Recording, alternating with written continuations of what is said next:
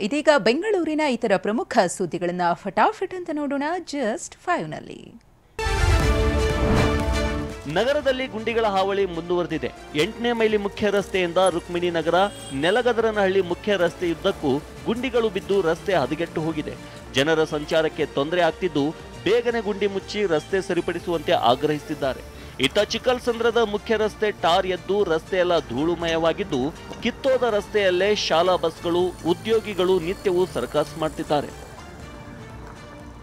ರಾಜ್ಯ ರಾಜಧಾನಿ ಬೆಂಗಳೂರಿನಲ್ಲಿ ಗುಂಡಿಗಳಿಂದ ಏನು ಬೆಂಗಳೂರಿನ ಜನರಿಗೆ ಮುಕ್ತಿ ಸಿಗ್ತಾ ಇಲ್ಲ. ಈ ಹಿನ್ನೆಲೆಯಲ್ಲಿ ನಾವು ಈಗ ಇರ್ತಕ್ಕಂಥದ್ದು ಏನು 8ನೇ ಮೈಲಿಯಿಂದ ರುಕ್ಮಿಣಿ ನಗರ ಮತ್ತು ನೆಲಗದರನಹಳ್ಳಿ ಮುಖ್ಯ ರಸ್ತೆಗೆ ಸಂಪರ್ಕ ಕಲ್ಪಿಸ್ತಕ್ಕಂಥ ರಸ್ತೆಯಲ್ಲಿದ್ದೀವಿ. ನಾವು ನೋಡ್ಬೋದು ಇಲ್ಲಿ ಸಾಕಷ್ಟು ವಾಹನಗಳು ಓಡಾಡ್ತವೆ. ಆದರೆ ಏನು ಜನರ ಬಲಿಗಾಗಿ ಲೈವ್ ಗುಂಡಿಗಳು ಕಾದು ಕೂತಿರ್ತಕ್ಕಂಥದ್ದು ನಾವು ನೋಡ್ಬೋದು. ರಸ್ತೆ ಇದ್ದಕ್ಕೂ ಬೃಹತ್ ಗಾತ್ರದ ಗುಂಡಿಗಳಿವೆ.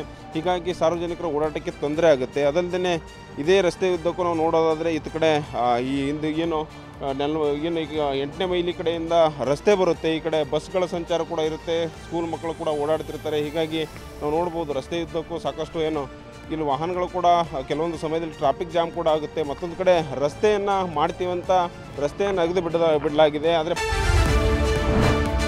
ರಾಜಧಾನಿಯಲ್ಲಿ ಚಳಿ ಆರಂಭವಾಗಿದ್ದು ಸಂಜೆ ಆಗ್ತಿದ್ದಂತೆ ಜನರು ತರಗುಡುತ್ತಿದ್ದಾರೆ.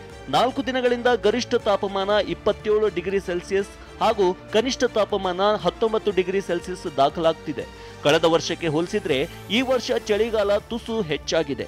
ಇನ್ನೂ 3 ದಿನಗಳ ಕಾಲ ಚಳಿ ಹೆಚ್ಚಾಗಿಯೇ ಇರಲಿದ್ದು ಜನರು ಆರೋಗ್ಯದ ಬಗ್ಗೆ ಗಮನ ಹರಿಸಬೇಕು ಅಂತ ಹವಾಮಾನ ಇಲಾಖೆ ತಜ್ಞ CS ಪಾಟೀಲ್ ಹೇಳಿದ್ದಾರೆ.